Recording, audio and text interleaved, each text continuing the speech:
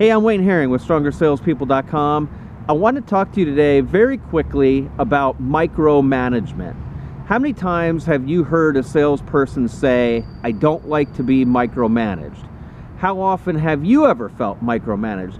Now, I often work in my program with many people who are the business owner, the business founder, the business leader, but almost all of us have experienced that feeling of micromanagement. Maybe it was from our spouse, our husband, or our wife. Maybe it was from a teacher or parent back in the day. Maybe it was from a time when you had a job, but you know what micromanagement means.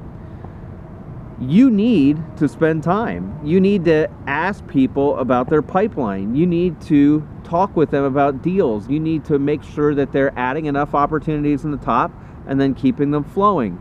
But you don't want to be a micromanager. So what is micromanagement? Just recently, I was working in one of my mastermind groups with a guy named Scott Beebe, and he has a company called My Business on Purpose, and he gave me what is perhaps the best definition of micromanagement I've ever heard.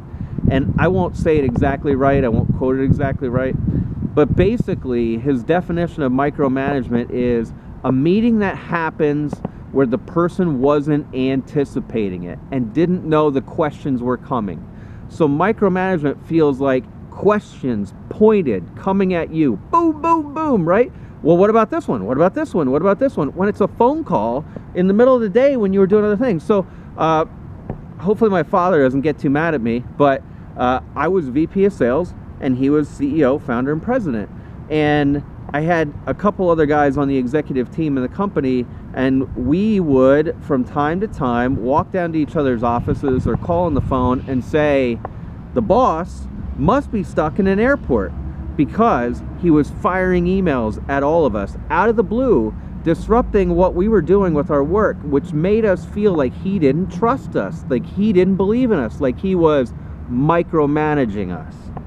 On the other hand, I had many meetings with that boss and meetings with bosses in the past at other companies, and I've had meetings with my team, and I've been guilty of that micromanagement, by the way, where we talked about exactly the same things that he was asking me about in that out of the blue call, and I didn't feel anything. I didn't feel micromanaged. I felt fine about it.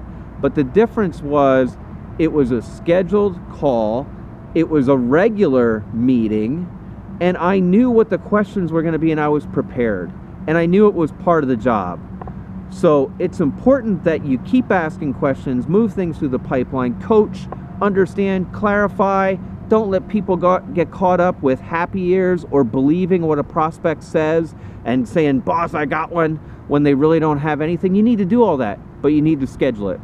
And if you schedule it, and if they know it's coming and they know what the questions are, then it's coaching, then it's leadership, then it's management, but not micromanagement. So avoid micromanagement today, but ask the questions, because asking the questions will grow sales like nothing else.